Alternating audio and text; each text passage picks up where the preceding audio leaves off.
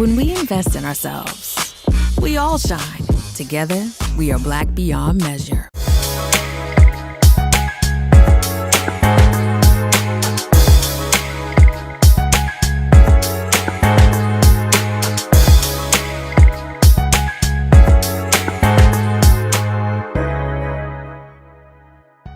I'm Deborah Owens, America's Wealth Coach, and it's time to get wealthy. You're going to learn exactly what you need to know and do to finally achieve the level of financial success you desire and you deserve. Gas prices, food, everything is at an all-time high, and that's because inflation is making prices go up. And in addition to that, a recent study by JP Morgan shared that many people in the second half, they expect more of their debt to increase. So what can you do to actually cut your expenses so that you don't have to take on more debt? Well, I'm excited because joining us today is someone who paid off over $100,000 in debt, and she's going to share exactly what you need to do to take ownership of your financial success during these trying times. But before we get started, here are the 3 things that they don't want you to know about debt. First is, debt really is like having a hole in your wallet. The second thing is, they've made it even easier with these buy now, pay later apps at the point of purchase. And then thirdly, and lastly, mastering your money is the way that you achieve true financial freedom. And that's exactly what our guest today has done herself. Lynnette Cox is a personal finance expert and author of more than 15 publications. She also has had a New York Times bestseller, Zero Debt, The Ultimate Guide to Financial Freedom. And that's why I'm excited to have my fellow financial freedom fighter and money coach, Lynnette Cox. Welcome to Get Wealthy. Thank you so much for having me. You know, I was looking forward to this conversation. Well, what I love about you, Lynnette, is that you have been so transparent about your own journey. And so I'd love if you could just begin by just sharing with our audience just a little bit about this more than 2 decades of your expertise in personal finance and expert, CNBC, Wall Street Journal. Tell them a little bit about yourself. Well, from a professional standpoint, yes, my background before I owned my financial education, literacy, and consulting company was as a financial journalist. So I did work for Dow Jones and Wall Street Journal for 10 years. I was a CNBC correspondent. I was actually a Wall Street Journal reporter for CNBC. I spent years in the media working for Associated Press, Fox, the 10 o'clock news in Philadelphia, and the Philadelphia Inquirer. So my background was actually as a journalist, but it was really when I kind of parlayed my journalism skills and started working for Dow Jones that I got to do what I call kind of like financial boot camp. Because when I was a reporter at Dow Jones, I was covering Wall Street. And so I would write about the brokerage business, write about the stock market and what was happening in the financial world. And I started interviewing thousands and thousands of financial experts, stockbrokers and traders, money managers, certified financial planners. And I was always asking them about what worked, what they told their clients to do, how they made their money, and honestly, even the stuff that their clients did wrong, mistakes that they had made. And so over the years, I started to say, okay, you know what? This is not rocket science. I can do this too, even though honestly, in my own life, on a personal level, in many ways, I was like a hot financial mess. I'm not going to even lie. But long story short, after a long career in journalism, I started my own company in 2003. a financial education company called the moneycoach.net. That's our LLC that I co-own and operate with my husband, Earl Cox. And you know what? Next in March of 2023, it's going to be 20 years. I cannot believe it, but it's been a great ride. Entrepreneurship is a passion of mine. I've never looked back. And I really just love what I do as an entrepreneur because honestly, Deborah, in a lot of ways, I get to do the same things that I did when I was a financial journalist. I still write a lot. I'm on TV all the time, radio, podcasts, print interviews, etc. I just teach people now about money management principles in different ways and through different platforms like speaking engagements, etc. So it's really kind of like a full circle thing for me where I've parlayed the writing and communication skills that I had and that I had married with the financial knowledge that I gained over the years to now do what I do to help folks who want to become better with their money, whether it's the corporate clients that hire me, banks, insurance companies, fintech firms, and so forth, a lot in the financial services space, honestly, because they often, of course, have a vested interest in wanting their employees or their clients or even their prospects sometime to be better with managing money. So the corporate clients that I have, as well as the nonprofit clients, they will bring in folks who need to learn some aspect of personal finances. And I'm happy to teach them just that. Oh, that's excellent. Well, what I love is that you really demonstrate, right, or illustrate how you can know exactly what to do as it relates to the financial markets and investing and still not do it. As you said, your finances were a hot mess. So what I want to talk about, on Get Wealthy, we have a framework for financial success, mindset, strategy, and execution. And so that's exactly where I want to start with you first, just about mindset. How did you have to shift? Here you are interviewing all of these experts, advisors, and yet in doing so, you probably felt like, wow, I'm interviewing these people, but I don't have my own financial act together. What did you have to do to shift your mindset in order to achieve the level of financial success and get rid of the debt that you were carrying and clean up that hot mess of finances? Well, Deborah, because I've not only been on a wealth journey, but over the past year, a health journey as well, I've had so many incredible epiphanies about the ways in which mindset contributes to your activities, values, behaviors, and how you execute on various strategies that might be beneficial or sometimes even harmful for you. And so I'm drawing the analogy here between wealth and health because, frankly, when I first wrote Zero Debt, The Ultimate Guide to Financial Freedom, the book took off. It became a New York Times bestseller. It did really well. It continues to this day to do very well. We've done the 3rd edition of Zero Debt, and we're thinking about doing a 4th edition because, unfortunately, the debt problem in America has only gotten worse over time. But honestly, and this is no lie, when I paid off my $100,000 in credit card debt, I was just doing strategies kind of piecemeal. I was doing what I thought would work. And then it was like, oh, great, it did. It was effective. And then I was like, I should document this. I should explain how I got out of debt and what I did. And so I wrote Zero Debt as kind of a 30-day action plan to help people to jumpstart their efforts to get out of debt.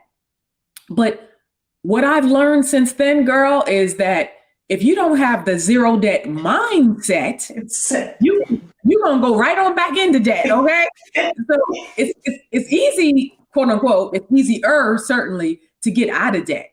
It's way, way, way harder to stay out of debt. And that's where the mindset comes in. So again, as an analogy, I moved from the East Coast, from northern New Jersey in 2019. I said, I want a change of lifestyle. I want a better quality of life. I want a cheaper cost of living. I want to have an outdoors type of life so I could be more active and get healthier. I moved to a community that gave me all of just that. Well, in 2019, I immediately hit it hard. I joined a gym. I joined Lifetime. I did this. I got a trainer. I did this thing called the 60-day challenge that Lifetime offers. Long story short, again, I ended up winning this whole national competition, beating out like 20,000 people all around the country for my weight loss and my efforts over this 60-day period. And it was like, woohoo, great. I did well. But guess what, Deborah? In 2020, and then in 2021, I put the weight right back on and then some. And so what I learned is that I really didn't have the right mindset to have sustained healthy behaviors, to have sustained weight loss, to help me to do well and to have this healthy body that I now have. So in 2021, in the fall of 2021, my husband and I both got really super serious about our health. And we said, listen, it ain't gonna be no trainers involved. It's not gonna be no gym involved. It's not gonna be no fad diet involved. We're gonna do some research. We're gonna do what works for us. We're going to execute on healthy lifestyle behaviors day in and day out consistency. There's no artificial deadline. It's not like I'm like, oh, I got to go to a wedding or I got to, look good for a special occasion. No, I want to do what's going to be sustainable over the rest of my life. And so kind of changing my mindset to get around thinking I need a quick fix. Like I need to just drop this weight in X amount of time. It's yielded phenomenal results. So over the last 10 months now, I've dropped 80 pounds. Wow, I love it. But you know what, Lynnette, I'm so glad that and that's what, because I really believe that first, health is wealth, right? Absolutely. And I also believe that so much of what we want to acquire, change is an inside job, whether it's wealth, and you talked about the fact you can pay off all those debts, but if your attitudes, if your beliefs, and if your behaviors have not changed, then you're going to revert back to what you always did because it's habits, right? Like if you have a habit of spending and you're going to accrue debt. If you got a habit of eating and not exercising, then the weight's going to come in. And so I love that we started there, because at the end of the day, one of the things I talk about in A Purse of Your Own is you got to have a wealthy lifestyle, right? And make sure that your environment, right, supports what your outcomes are. And also that, so often we'll make these, to your point, great accomplishments over the short term. And I remember when you won that challenge, you were so excited. And so that's where I want to go next. When we come back, really is, I want to get into strategies, right? Because you talked about the strategy that you used to pay off $100,000 in debt. Woo, 80 pounds, girl, in 10 months. I don't even know what to say. So when we come back, we're going to talk strategy. So don't go anywhere, folks. We're talking with Lynnette Kelfani-Cox. She's the money coach, and she's going to tell us exactly what we need to do to get and stay healthy and wealthy. So don't go anywhere. We'll be right back.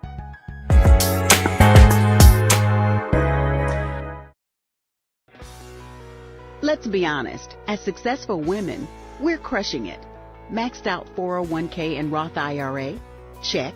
Aggressive savings and investments? Check. Yet, the freedom our success was supposed to buy can leave us stuck on the six-figure hamster wheel, watching retirement slip further down the road. There's another way. Get coaching courses and community at wealthyu.com. When we invest in ourselves, we're investing in what's next for all of us. Growing, creating, making moves that move us all forward. Together, we are Black beyond measure. When you talk about blackness and what happens in Black culture, we're about covering these things that matter to us, speaking to our issues and concerns. This is a genuine people-powered movement. There's a lot of stuff that we're not getting. You get it, and you spread the word. We wish to plead our own cause. Too long have others spoken for us. We cannot tell our own story if we can't pay for it. This is about covering us. Invest in Black-owned media. Your dollars matter. We don't have to keep asking them to cover our stuff. So please support us in what we do, folks. We want to hit 2,000 people, $50 this month, raise $100,000. We're behind $100,000, so we want to hit that. Y'all money makes this possible. Check some money orders. Go to P.O. Box 57196, Washington, D.C. 20037-0196. The Cash App is $RM Unfiltered. PayPal is R Martin Unfiltered. Venmo is RM Unfiltered. Zelle is Roland at RolandSMartin.com. When we invest in ourselves, we all shine. Together, we are Black beyond measure.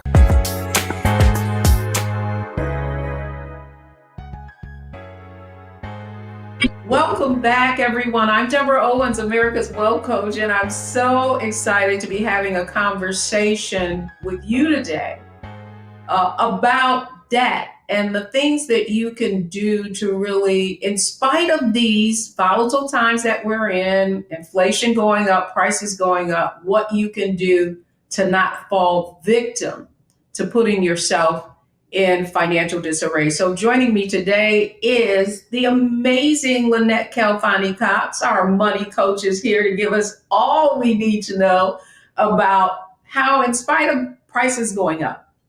And so that's where I want to start with you in terms of strategy. Lynnette, here's what we see. We see that prices on just about everything has gone up in terms of whether it's food, whether it's gas, we're spending more money. And if you add to that, we've got a number of different things to take our money away now. Before you pulled out your credit card, but now you're online and you get these little apps that say, oh, you can pay over 4 payments or whatever. Let's talk about strategy. First, let's begin with the strategy that you use to get out of debt, because I think that's where a lot of people are. So this is a great segue and a transition, because we talked about part of the mindset should not be on quick fixes or on anything that is not sustainable. And that translates into strategy. So again, if you want to think about a strategy for long-term financial success and to help you to maintain positive credit and debt management behaviors, you really want to be thinking about a whole host of things that you can do over the long haul. So first off, let's go ahead on and start with that old dreaded B word, okay? I know a lot of people don't want to hear that B word, okay? The budget, okay? Okay, just think about it as a spending plan of action, okay? It's not a 4-letter word, okay? Really, first, in terms of making sure that you're managing your debts wisely and eliminating debt, you have to understand what's going on with your budget. And again, when I say a spending plan of action, I look at a budget as an empowering tool because it gives you so many benefits. It helps you to manage your cash flow. It helps you to have clarity about your finances and to know exactly where your money is going. It helps you to assess whether or not you are deficit spending, and you don't want to be doing that because you want to be making sure that your expenses are less than your take-home pay. And then it helps you also to reach your financial goals. So having a budget, having a spending plan of action, it's a wonderful tool. It's a kind of one of those quivers in your arsenal that you're going to be able to use to help you to not only manage debt, but to keep your finances in proper alignment. Well, I want to stop right there with you, though, Lynnette, because I feel like, what people feel if they don't have a budget, like they have freedom, in your mind, you're telling yourself, well, I'm making money, right? Like I'm working so hard, I'm making money. And you feel like that is your reward, right, for working hard, and that a budget can seem like a constraint as opposed to the guardrails that you just described. And so let me go ahead. Address that. This is very common. And honestly, I think people are right. I think that the average person who's like, girl, I work hard for a living, okay? Because, they feel, you know what? I deserve it. And you know what? You absolutely do. But you also deserve to live a life that is free from anxiety and stress about the debts that you might have accrued. So part of what I tell people is when I'm telling them about making a budget, I have a different approach than most folks who are telling you to budget. For me, a budget is not a financial straitjacket at all. You use the word guardrails. It is more like guidelines for you. And certainly there are limitations, but really, I just have like the first 2 rules of budgeting. If you just kind of like follow these 2 rules, there's more to it than we can cover in this one, session today. But the first rule of budgeting is very basic, but 70% of people don't follow this rule. You can't spend more than you earn. You have to look at your actual take-home pay. You have to look at your actual expenditures, what's going out the door. And if your outflow is exceeding your inflow, you got a problem, okay? You have to make adjustments, because if you are deficit spending and spending more than you earn, that means you're leaning on the credit card somewhere. You're leaning on loans or other forms to be able to help you to get by. And I don't care how much money you make. If it's $30,000, $300,000, or $3 million, you'll always be broken in debt if you're spending more than you earn. That's why you see a lot of celebrities who have that bling bling lifestyle. They might have a $10 million contract. They might have had, endorsement deals up the wazoo. And then where do you find them? In bankruptcy court or having problems with the tax man. It's because, in part, there's a whole host of issues going on, but sometimes it's also about their excessive spending. So rule number 1, you got to check. You got to look at things and say, am I spending less than I'm actually earning? And if that's a no, then you have to start to adjust some aspects of your budget. Then the second rule, my second rule of budgeting, this is probably going to come as a surprise to a lot of people. I say that your budget absolutely must include 2 things. One is it must include a savings category. I can't tell you how many times I've looked at people's budgets and they'll tell me, oh, you know what, here, I got to pay my mortgage, my utilities, my car note, my credit card bills, my student loans. They have all this stuff, but they have nothing set aside for the future. Nothing for emergencies, nothing for a rainy day, nothing for retirement. I'm like, well, come on now, sis, we got to put some savings into the budget, because that's ensuring your financial security. And guess what? If you don't sock away even a little bit of money every single month for an emergency, when something goes wrong, your tire gets a flat or whatever, what are you going to do? You're going to have to whip out your credit card and use that plastic in order to deal with that emergency. Thus, you're going to drive yourself deeper into debt. So that part. You know what? Yeah. So you named 2 things. And I think that's so critical, because I really feel like you cannot change what you will not acknowledge. And so that first step is really acknowledging what your cash flow situation is. Correct. Well, the other question I have for you, and because I know there's some experts, and I'll tell you how I feel about it after I ask you this question, who would say, oh, well, you got to pay off all your debts and you can't be putting money in your 401k until you pay off all your debt. Where do you weigh in on that? Strongly disagree. Hard pass on that. Listen, if folks waited until they paid off all their debts in order to get started savings, they would be we're already facing a $7 trillion retirement crisis. The retirement crisis would be far greater, because listen, student loans, we got 1.7 trillion in student loans, 45 million folks owe college debt. On average, it takes people 20 years to pay off their student loans. And let's not talk about African Americans and women in particular. The typical Black female owes more on her student loans a dozen years after she graduates than she did when she first got out of school.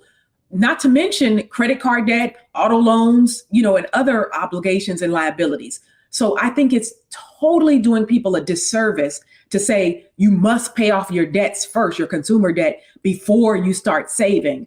I tell people you have to do both. They are not mutually exclusive. You might prioritize one. You might sock away a little bit more money towards one versus the other based on your own individual goals and desires, but you have to do both. Secondly, I was going to add, Deborah, to the second thing that you have to put into the budget. And this is where the sustainability factor comes in. In addition to having a savings category in your budget, I tell people they should absolutely put into the budget something that gives them joy, something that they want to spend money on, something that's a discretionary purchase for them, but that would make them feel happy and fulfilled. And people are like, wait, so I like clothes, or I like travel, or I like to work out at the gym, or I like photography. And I'm like, great, let's work that into the budget. And you know why I tell people to do this? Because it's human nature. Like you said, people are like, I work hard for a living, and I'm not trying to be out here doing all of this hustle and grind without having some element of reaping the benefits of my hard labor.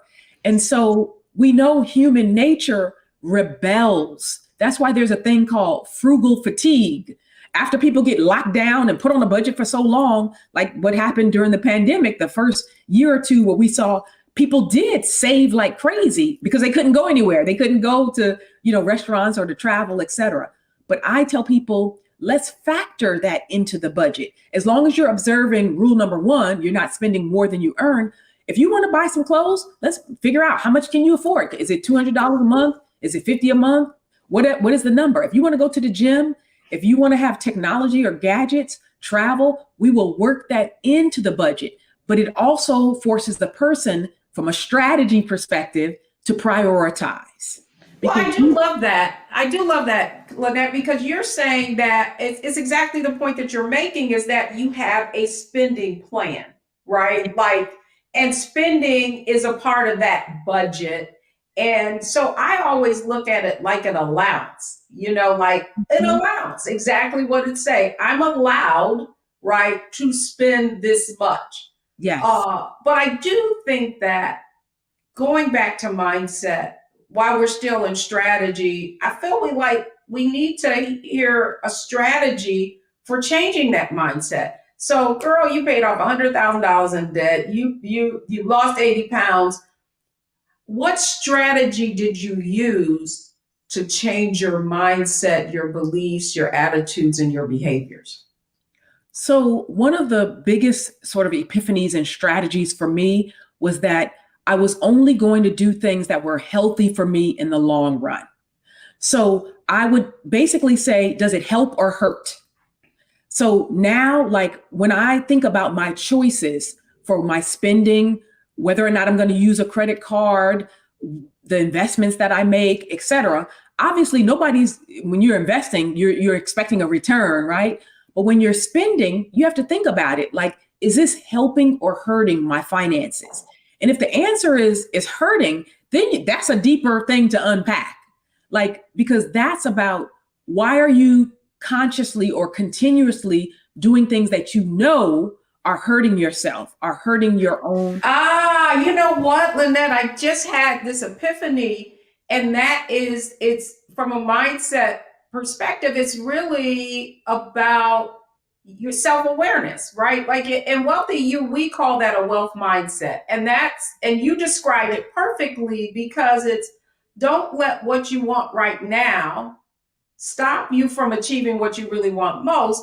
And really, if you think about it, anything of value takes time. So really having a wealth mindset really is about you asking, for every choice that you make, what is the long-term benefit of the action that I'm taking now? And if it doesn't make me better off or create value in some way, then it's not taking me in the direction that I want to go. Love, love, love that. And because that's where, go ahead, I'm sorry. And Deborah, I was going to say, and can we take it one step further? Okay. When you said self-awareness, it absolutely is recognition of self-awareness. But can we take it to self-love? Because now you've gotten, okay, say you had this clarity, this come to Jesus moment, this aha awakening, and you're like, oh, okay, if these things that I'm doing are harmful to me, why would I keep doing that? If now you're aware of the behavior, if you really want to nurture yourself, nurture your finances, nurture your body, nurture relationships, nurture your garden, okay? You got to tend to it. You got to show it some love. You got to love on it. And I read something, I was going to post this as a quote, I don't know where, anonymous author. It said, consistency is the highest form of self-love. And I was like, oh, if that is not a word, because that's what you have to practice, consistent, proper behaviors in your financial dealings, in your health dealings, if you want to show your self-love and if you want to have a positive outcome. So yes, you go from self-awareness to self-love to saying, you know what? I do deserve to have a rich and abundant life. I do deserve to be healthy and energetic and strong and to feel good about myself. So what are the steps? How do I back into that? But I'm telling you, it's a lot to unpack because sometimes deep down, we don't feel we deserve it. We have, a lot of baggage and mixed messages and a lot of antiquated sometimes beliefs that we're holding on to. Like somebody will say, rich people, they're all scams. They have to do something to get over, or, they might say the expression filthy rich. So subconsciously, we might associate wealth or being rich or having an abundant life with somehow negativity, or that you were, bad to other people. We don't associate it with largesse or generosity or kindness or what we can do with the money to create a better world. And so it's a lot to unpack, but certainly it is a lot to unpack. And Lynnette, what's so interesting is if our viewers watch some of our other segments, this thing comes up over and over again. And it really is about those limiting beliefs. And particularly in the Black community, this whole concept of that wealth is bad. You know what I mean? When you said filthy rich, it was just like, wow, that so describes how people feel. And so sometimes you're disconnected, right, from what you know to be true and what you believe, right? So if you believe you can or you believe you can't, you're right, because it is a belief. So when we come back, I want to talk to you about execution, because clearly the ability to achieve the outcomes that you have, paying off $100,000 in debt, but you were honest with you. You were like, yeah, but you know what? I had changed my mindset. But now you've taken off 80 pounds, right, in a very short period of time. And to your point, it needs to be sustainable. So when we come back, I want to talk about execution. So you've learned a lot from Lynnette Calfani around health, wealth, paying off debt. When we come back, I wanted her to share with us exactly how you can take these concepts that we're talking about today and execute on them. So don't go anywhere. We'll be right back.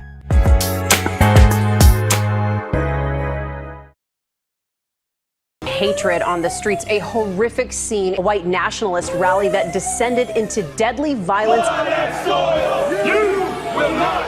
White people are losing their damn minds. As an angry pro-Trump mob storms the U.S. Capitol, we've seen We're about to see the rise of what I call white minority resistance.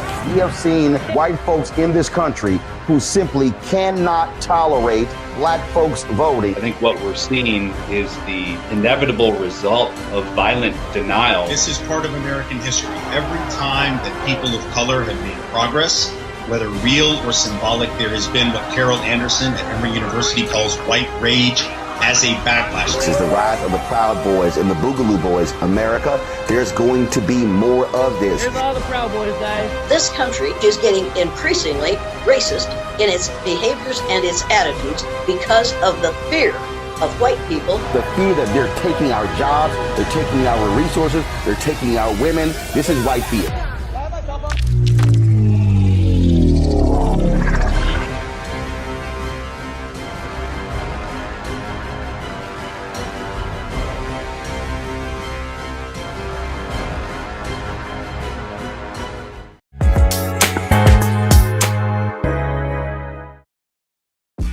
When we invest in ourselves, we're investing in what's next for all of us.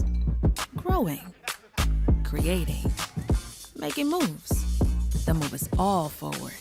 Together, we are Black beyond measure.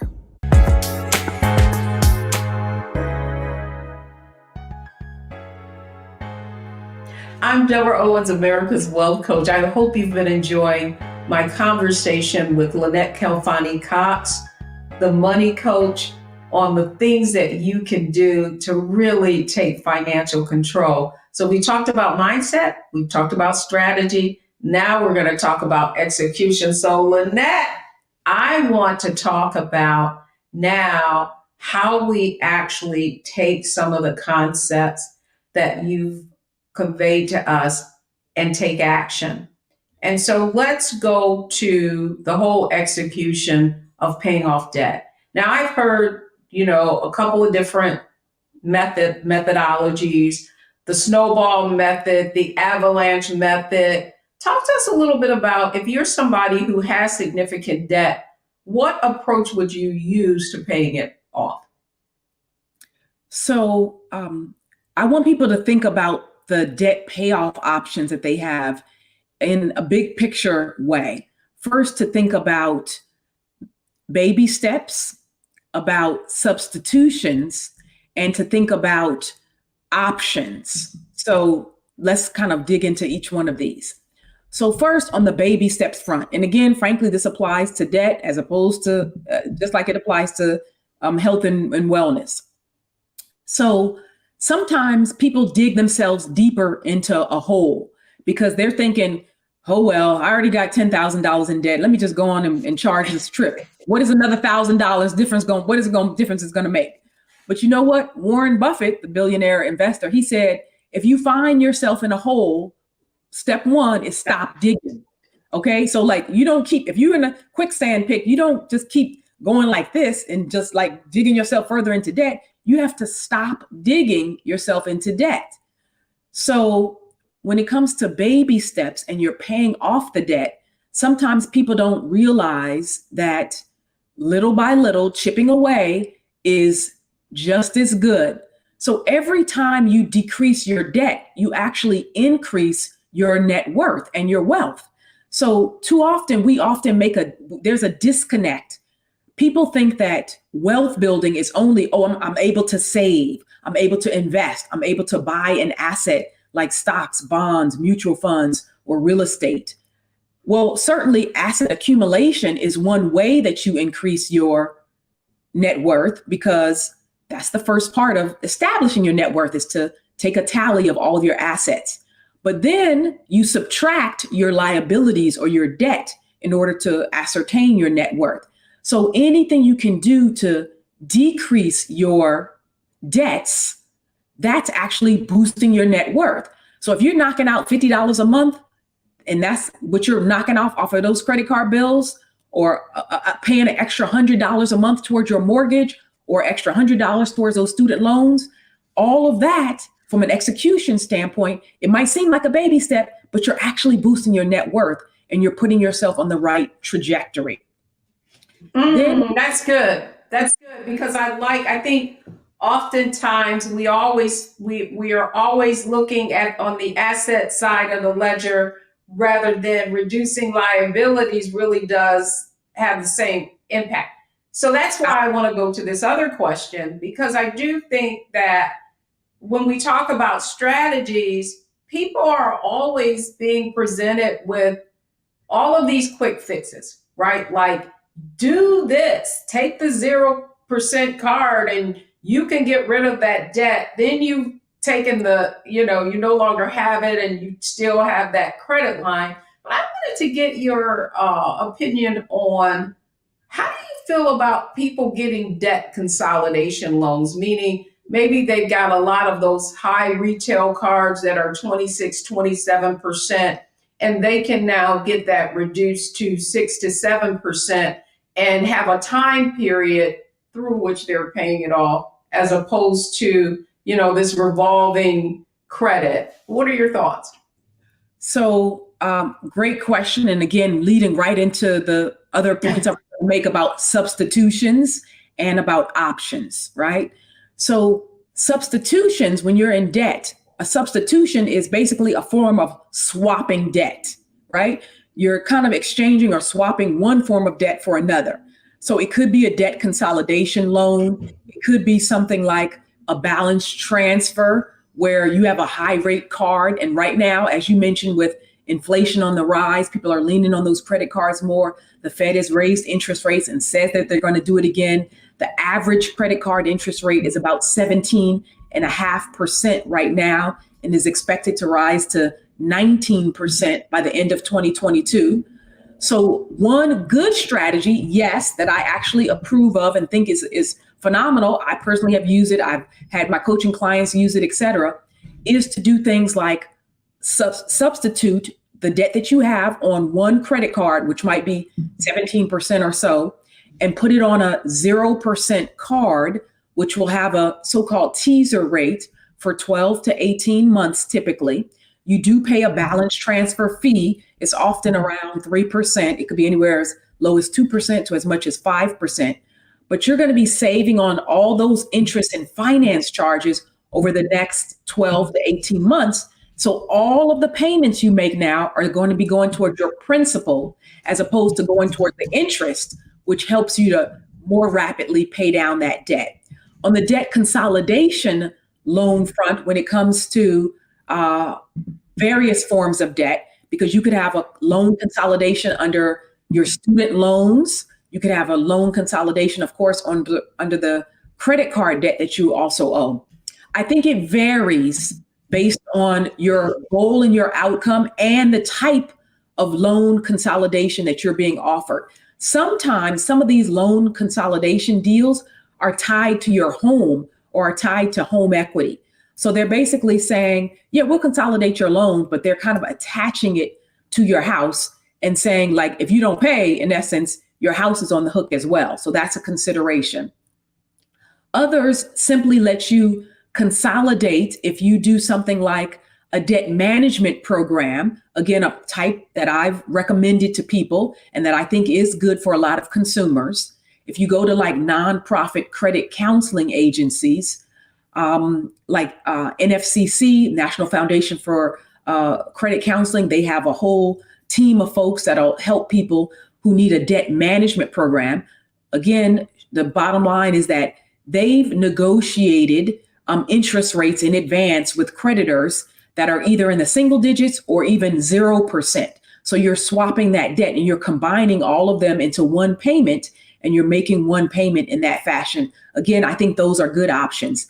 Even some debt settlement options are good for consumers who are perhaps anticipating bankruptcy, for example.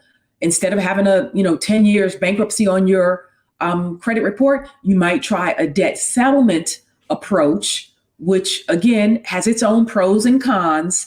But in the end, you're negotiating with the creditor that you owe to pay a specific or a reduced amount, say 30% on the 30 cents on the dollar, 50 cents on a dollar. It has credit implications, but you certainly get to discharge of that debt in a more rapid way. So those substitutions are strategies that I absolutely recommend and think could be good for consumers.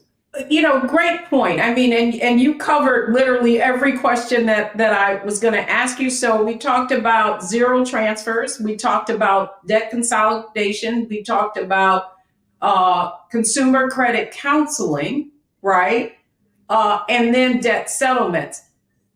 But I want to go back to something that you said earlier. And it's really that if you have not really attacked the beliefs around those behaviors that have you overspending, then you could find yourself in the same place. And I do know that for some people, what will happen is when they clear those credit card balances, now they've got a zero balance on that line of credit, there could be a tendency to go right back absolutely into it, right? Because you feel like you've got a clean slate. So that's one of the things that I want you to address most of all with our audience is kind of what do you need to do to make sure that when you get out of debt, you stay out of debt? Great question, Deborah.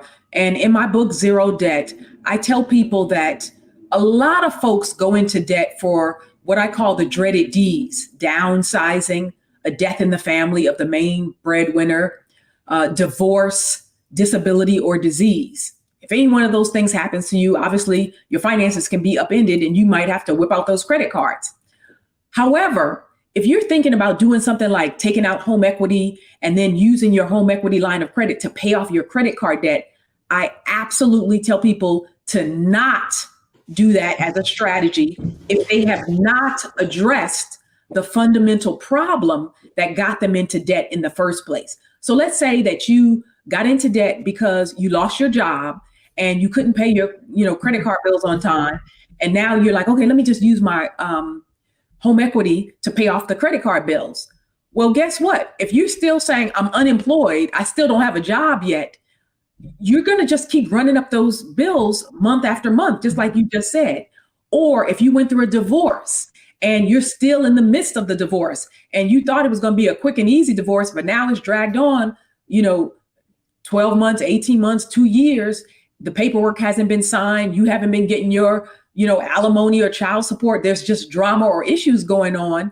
That issue has not been resolved. So you don't want to borrow or do a substitution and think that it's a short-term or a fast, expedient fix when really the underlying issue has not been addressed. Ditto for things like health, disability. But if you say, oh my God, I got into a car accident and I got behind on my bills because I couldn't work and I was laid up in the hospital, laid up at home. But now I'm able-bodied, I'm back to work, I have my full income, et cetera, and I just need to play catch up. If the situation has been resolved, then yes, I would say that it could be a prudent use of, say, home equity or another form to be able to wipe out those debts, get yourself caught up, and then pay off those debts and not go back into that problem again. No, that's great. And I think what you're saying is that it's kind of like situational, right? Yeah, very much. Oh, Lynnette, I know we covered a lot of ground today, but I do know that, and as you well know, because I've seen you being interviewed recently on just what people can do in these sort of inflationary times. And I would love for you to share with the audience. You mentioned zero debt, and how do they find out about the tools and resources that you have available to them to get their financial house in order? Well, I appreciate that. You let me do a plug here. So thank you for that. My pleasure. So first, I always point people to free stuff. That's my advice to folks, to try to get free anytime you can. I tell them about freebies and OPM, other people's money. So I would encourage anybody who wants more information to first check out my free financial advice site. It's askthemoneycoach.com. So we have 26 categories of personal finance on there, over 1,600 articles, a ton of videos, and just content from me, probably answering pretty much any question you could have thought about on the personal finance front. Separately, I have a video-based platform called moneycoachuniversity.com, where people can go and they can get my coaching delivered through video format. It's at scale. It's you do it asynchronously on your own time, in other words. And some of the courses on there are free, actually. Most of them are actually paid. So that's another way that people can connect and engage with me. Of course, I offer a one-on-one coaching to a select group, a few number of clients as well. But then I'm on social media too, just giving my advice and Facebook, Twitter, LinkedIn, Instagram, just all of that stuff. Podcast, media, traditional. Yes. So we'll make sure that we put all of your social media handles on Twitter, LinkedIn, Facebook. You probably TikToking it too, girl. No, I haven't got to TikTok yet. Y'all not gonna find me dancing on those milk crates. No, not yet. Not the music and the pointing. I love it.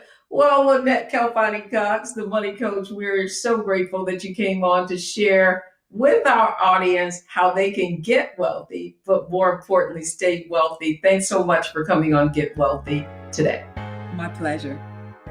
Awesome. So when we come back, what are the 3 takeaways that you need to have gotten from this show? Don't go anywhere, folks. We'll be right back.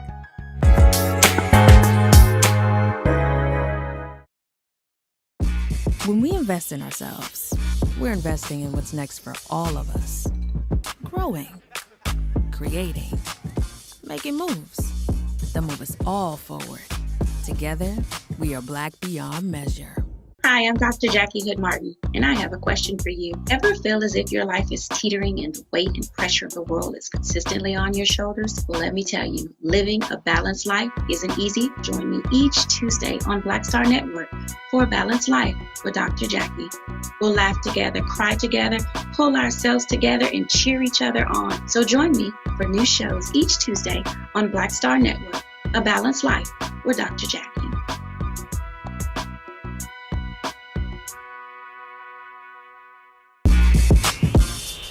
When we invest in ourselves, our glow, our vision, our vibe, we all shine.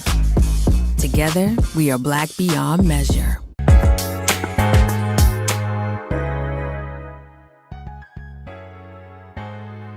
I hope you have enjoyed our Get Wealthy segment today. It's been all about you tackling your finances in spite of these volatile times. But here are the 3 takeaways from today's show. First, you should know that if you're using credit cards, or any type of credit, it probably is a red flag to affordability. Can you really afford that? But of course, we know there are situations. The second thing that you should know is that the magic of compounding works in reverse with credit. So if you have high interest rates and you pay the minimum, you could see that balance doubling. And then finally, that you should use debt for leverage, as Lynnette said, other people's money, not for things. So thanks so much for joining us on Get Wealthy, only on Black Star Network.